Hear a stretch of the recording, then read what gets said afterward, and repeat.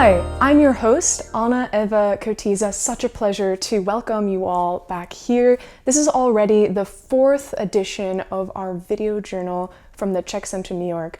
And my guest today will be Charlotta Kotik, an acclaimed curator of visual arts, a New Yorker with a really strong Czech heritage. Summer may be over, but we have a few things to perhaps cheer you up.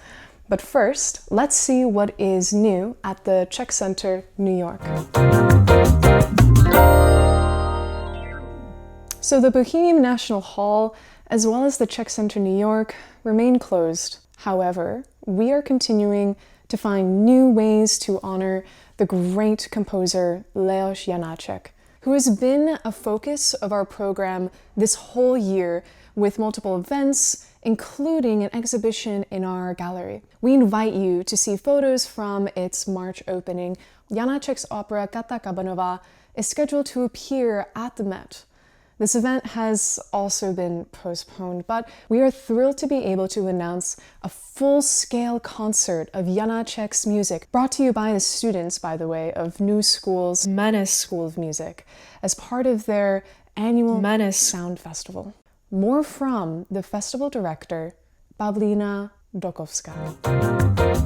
You will hear some of the most important piano compositions of Janáček, the cycle in the mist, selections from another cycle on an overgrown path, and his piano sonata from the street, October 1st, 1905.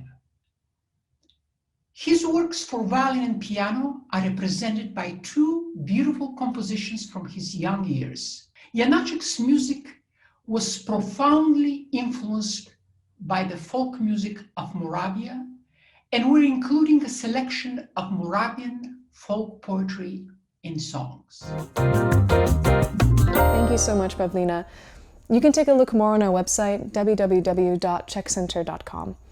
You can follow us on Facebook, Instagram, Twitter, whatever floats your boat, or you can subscribe to our amazing newsletter. We love to send out lots of great stuff to our fans.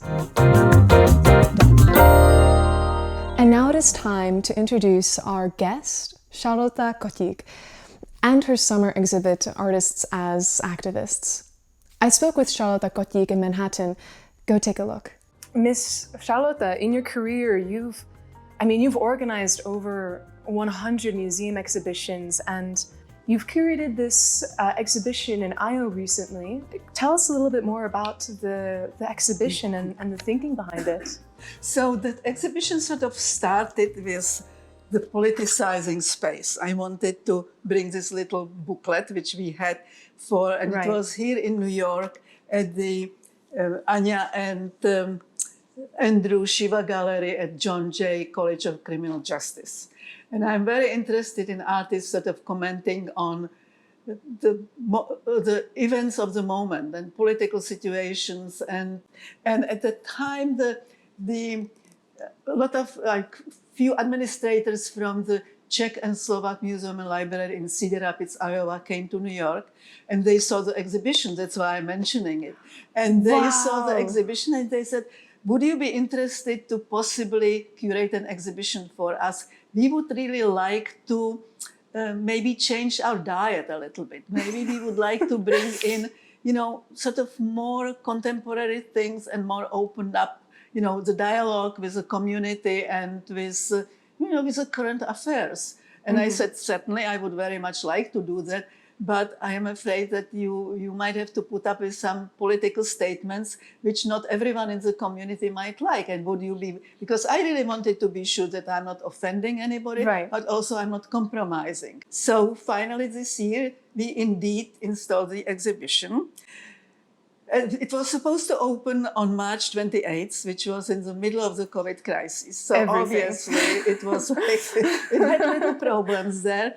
But we were able to get most of the objects before. It was not all ideal, but I think that the museum itself and the curator there, the Stephanie Kohn and everybody else there, they really did a very nice installation of very sort of different objects. And I couldn't be there, which I'm so, it was really at the time. And How did you deal with that? Yeah, I was very saddened, but I was very happy that they did such a great job. They did, and did they just walk up to you in New York and say, "Hey, we would love to work with you"? I mean, how did we meet? I think there was an event at the Czech Center. Speaking of the Czech Center, of course, yes, so Czech Center, and we started to talk, and they knew that I am like a curator, and that now I do independent projects. I can really take projects which I'm very interested in. Very interesting. So tell me, how did you start the process of thinking about the exhibition? Like, how do you just start finding different artists that you want to work with, or do you first start off with ideas? I mean, what were the challenges? And you were also doing it remotely. Was that a challenge as well? Yeah, it was a challenge. It was a challenge, and also finances are always a challenge. You start with the idea, but you also have to be willing to admit that not everything you really want to do and have to want to get for the exhibition that you might not be able to get. So you really have to kind of balance and be realistic about what you can do and what you cannot do. The same with David Czerny. So we wanted to have, like some major pieces, and David suggested that we should buy from the army supplies inflatable tank. And he's going from the army. Yeah, from the army. Oh my God. From the army, inflatable tank. You can buy anything from the army. I had no idea. And it's like it's like you set it somewhere. It's like Trojan horse. Wow. Basically, you can buy the tank, but it's not a tank, and you position in such a way that the enemy army thinks there is a tank. That's a Trojan horse. Exactly, total Trojan horse. So, but the museum, and that he would paint it pink, and he would do like a replica of the pink tank from Prague.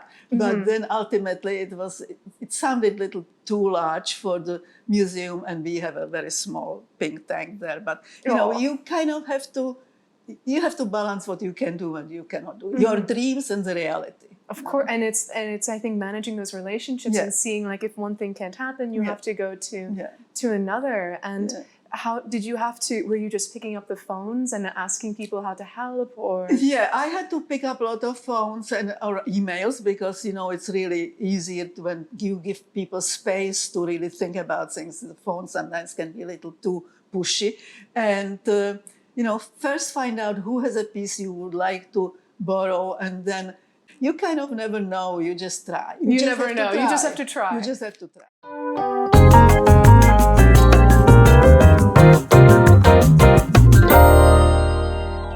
So my next guest is the director of the Czech Center New York, Mirek Gonvelina. So Mirek, you're the director of one of the most active European cultural centers in New York City. What have been some of your favorite programs so far? Yeah, I'm proud of our program. I'm proud of our team, and there are two extraordinary programs we prepared for September. Ooh. And both are about great, extraordinary women. Amazing. We love extraordinary women, always.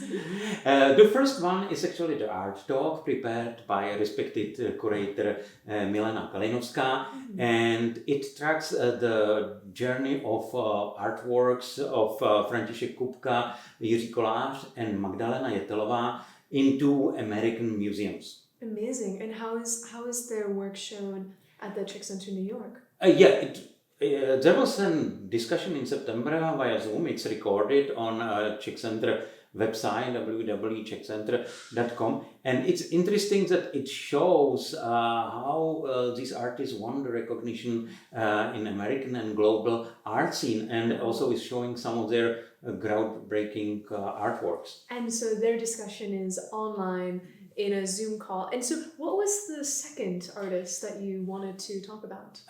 Technically, the second program is very similar. It was brought by Zoom into New York, Czech Center New York, and prepared by Eva Hyde. Eva Hyde is the author of the project Ticket to the New World. Tell us more about it. It actually tracks the fate of 16 very great Czech culture personalities from the period of the Czechoslovak First Republic. Amazing. And that was between 1918 to 1939, correct? Yes, and these most of these artists just left before the Second World War, Right. and they made it here and were successful. Do you have any favorite names from these? I want to mention Voskovec, very Ježek, Firkušný, or Firlinger, and there are many others. Wow. So that sounds so exciting to have these stories online.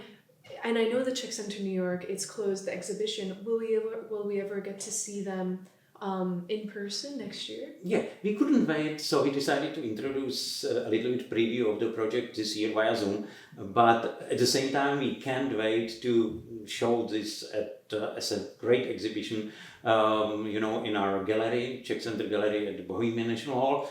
And also there are some movies, discussions, even with relatives or with people who knew the work of these Czech artists and can discuss that. Amazing. So we'll definitely take a look online on that. Thank you so much, Medek. It seems like you have so much more to share with us in the future on what amazing things you'll be creating. So we'll stay tuned. Thank you for inviting me. Contemporary Czech authors, during these challenging times, what have they been up to? Well, here's something else we hope you think might find interesting.